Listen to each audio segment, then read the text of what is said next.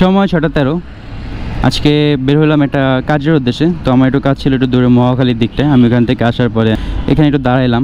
আমি ভিডিওটা স্টার্ট করছিলাম, বাট ভিডিওতে আমার কোনো একটা কারণে রেকর্ডিং হয়নি, যার কারণে আমি আবার পরবর্তীতে স্টার্ট করলাম এখানে দাঁড়িয়ে। So hey everyone, this is Derul Islam Lam and welcome to my YouTube channel DI Lam blogs.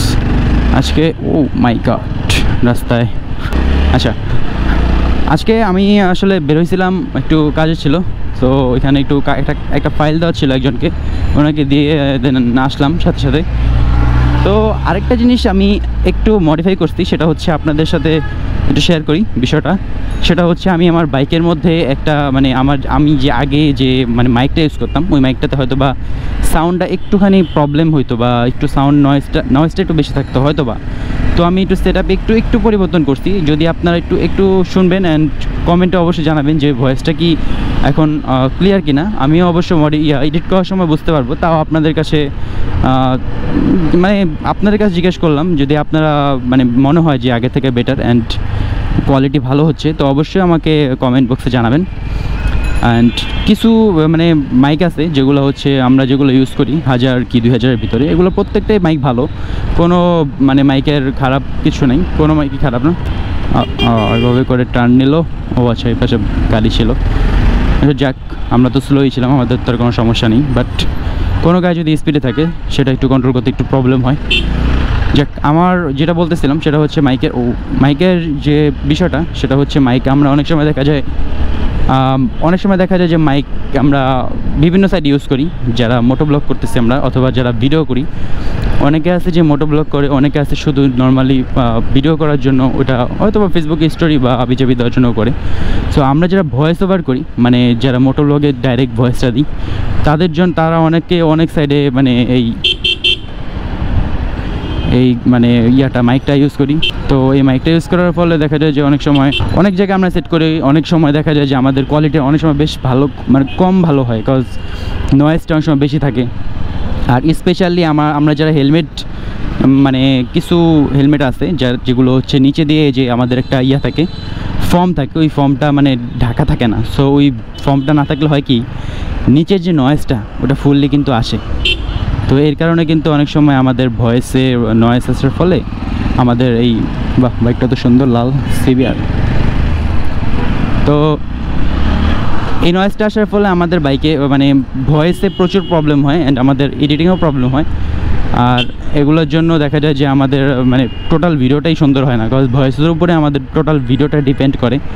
So voice ওভারটা যদি পারফেক্টলি না হয়, সো আমাদের কিন্তু ভিডিওটা অত বেশি পারফেক্টলি হয় না অ্যান্ড সুন্দর হয় না। সো আমরা চেষ্টা করি যে অবশ্যই ভয়েসটা অলওয়েজ ঠিক রাখার।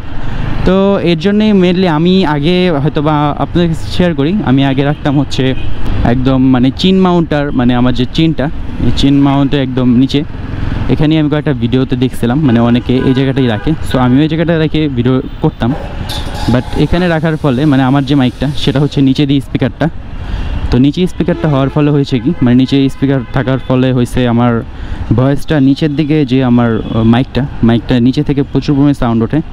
অ্যান্ড ইঞ্জিনের যে সাউন্ডটা, এক্সজস্টের সাউন্ডটা ফুললি আমার স্পষ্ট শোনা যাচ্ছে। মনে হচ্ছে যে আমি গোপ্রোটা পিছনে আমার এক্সজস্টের সামনেই ধরে রাখছি অ্যান্ড প্রচুর নয়েজ হতো। এটা রিমুভ করা লাগতো, রিমুভ করে অনেকটা ঠিক করা যেত, বাট সাউন্ডটা প্রচুর পরিমাণ, যার কারণে অতটা ভালো হতো না।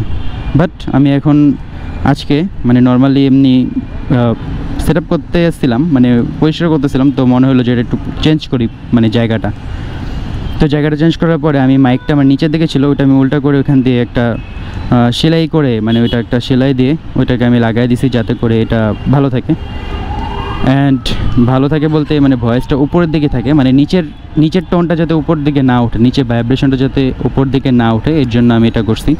অ্যান্ড এটা করার পরে বুঝতেছি মনে হচ্ছে যে ভালো হচ্ছে, বাট 100% রেজাল্ট আপনারাই বুঝতে পারবেন ভয়েস শোনার পর, বা আমিও যখন এডিটিং করব তখন আমিও হয়তো বুঝতে পারবো।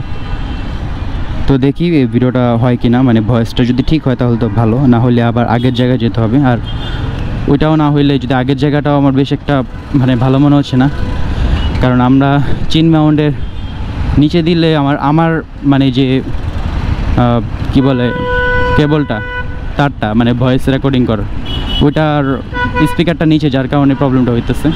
অনেকগুলো থাকে যেগুলোর মধ্যে থাকে উপরের সাইডে, আর আমারটা উল্টা হওয়ার কারণে আমার প্রবলেমটা হচ্ছে বেশ কয়েকদিন ধরে।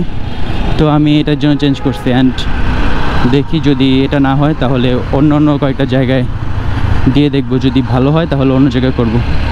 আর এই ভিডিওটা যদি পারফেক্টলি হয়ে থাকে তাহলে ও অবশ্যই আপনারা জানাবেন, অ্যান্ড আমি তো এডিট করার সময় বুঝবই, তাও আপনারা অবশ্যই জানাবেন যে আগে থেকে ঠিক হয়েছে কিনা, বা আপনাদের কাছে যদি কোনো আইডিয়া থাকে যে এটা কোন সাইডে মানে চিন মাউন্টটা, সরি মানে আমাদের কি বলে এটাকে, মাইক্রোফোনটা কোন সাইডে লাগাইলে মানে বেশ ভালো রেকর্ডিং পাওয়া যায়। তো ওইটা আমাকে জানাবেন, যদি ভালো হয় ওটা আমি অবশ্যই ওখানে সেট করব। তো নর্মালি আসতেছিলাম, আস্তে আস্তে আপনার ভাবলাম যে আপনার সাথে একটু বিষয়টা শেয়ার করি। উনি এভাবে চালাইতেছে কেন আস্তে আস্তে, মানে এই জায়গা তো একটু অবশ্য 4-5 জন নিয়ে উঠছে, তো কিছু তো করার নেই।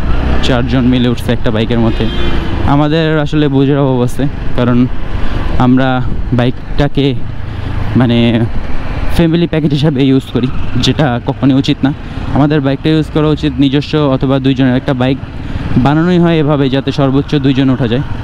আর স্পোর্টস বাইক তো সব মানে স্পেশালি বানানো হয়েছে একজনের জন্য। আর আমরা যে বাইকগুলো ইউজ করতেছি নেকেড স্পোর্টস বাইকগুলো, এই বাইকগুলোতে হয়তো বা 2 জন বসা যায়, কোনো সমস্যা হয় না। বাট ওই বাইকগুলোতে 4 জন, এই জন্য 4 জন না, কখনোই 2 জন সর্বোচ্চ।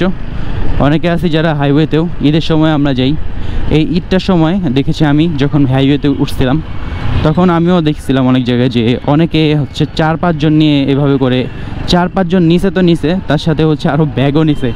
ব্যাগ নেওয়ার ফলে হয়েছে কি যে ব্যাগের ভার আর 4 পিচ্ছি ধরেন 2টা, একটা ওয়াইফ, ওনার ওয়াইফ, উনি 4 জন, এভাবে আরও ব্যাগ হচ্ছে ধরেন আরও 20 কেজি জামা কাপড় বা কিছু যাই হোক। তো এগুলো টোটাল নিয়ে আসলে এভাবে যাতায়াতটা কত পরিমাণে রিস্ক, এটা আসলে যারা অ্যাক্সিডেন্ট করছে তারাই একমাত্র বুঝতে পারতেছে, তাছাড়া হচ্ছে কেউ বুঝবে না। বিকজ মানে বাঙালি হচ্ছে যখন ঠেকবে তখন বুঝবে, তাছাড়া আর কি বুঝে না, মানে আগে থেকে সতর্ক থাকে না তারা। তো এটা আসলে খুব রিস্কি একটা বিষয় আপনার জীবনের সাথে, শুধু আপনার একার না, এটা ফুল ফ্যামিলির একটা। এই বাহনটা, বাইক যে বাহনটা, এই বাহনটা আসলে খুব রিস্কি একটা বাহন, 2 চাকার যেহেতু। সো এটার মধ্যে অনেক কিছু মেনটেন করে চালাইতে হয়, সিঙ্গেল চালাইতে হয়, ডাবল চালাইতে হয় সর্বোচ্চ। সেখানে ফ্যামিলি প্যাকেজ আবার হচ্ছে বাহন করে জিনিসপত্র, এটা খুবই রিস্ক ভাই, এটা আসলে কখনো করবেন না। আর এগুলা সম্পূর্ণ বাধা দেওয়া সম্ভব না, কারণ এত পরিমাণ মানুষ, ঢাকা শহরে 40 লাখের অনেক বেশি বাইক চলতেছে, কত সংখ্যাটা আমি সর্বোচ্চ মানে সিওরিটি জানি না। তো এগুলো আর কি খুব রিস্কি বিষয় আসলে। এগুলো আমরা যদি এভাবে চালাই, দেখা যায় ঈদের সময় কিন্তু অনেক পরিমাণ এসব কারণে অনেক দুর্ঘটনা হয়ে থাকে। সো এগুলা আমাদের নিজের চলাফেরার জন্য আসলে, মানে আমরা বাইকাররা যদি সতর্ক না হই তাহলে আমরা ফ্যামিলি এভাবে করে ক্ষতি হবেই, অ্যান্ড আমাদেরও ক্ষতি হবে। সো এগুলো ক্ষতি আসলে আমরা চাই না হোক। তো আমরা একটু হোপফুলি একটু আমরা সতর্ক হয়ে চলবো, যাতে করে আমাদের ফ্যামিলি, কী ছিল এটা, ঠিক আছে এইটা ছিল, ব্যাগ যাওয়া তো সম্ভব না, বাট ওইটা তো উঠানো উচিত ছিল। পিছনে তো যদি যাই, পিছনে তো আরও গাড়ি। আচ্ছা, আমি একটু পরে ঘুরে আসবো, আবার দেখবো এখানে কী আছে, কারণ ইট থাকলে এই যে এইগুলো কিন্তু রিস্কি খুব, মানে দেখলেনই তো, রাস্তার মাঝখানে থাকলে এগুলো আসলে চাকার নিচে পড়লে অনেক সময় অনেকে ভুলবশত ব্রেক দিয়ে ফেলে, আর ব্রেক দিলে তখন পড়ে যাওয়ার সম্ভাবনা থাকে। সো এইসব বিষয়গুলো আমরা যদি মানে ভালো করে বুঝে শুনে না ইয়ে করি, তাহলে আমাদের অ্যাক্সিডেন্টাল বিষয় হতে পারে। তো আমরা চেষ্টা করবো যে এইসব বিষয় একটু মানার, অ্যান্ড ঈদে অবশ্যই আমরা 4-5 জন নিয়ে ফ্যামিলি প্যাকেজ বাইক চালাবো না।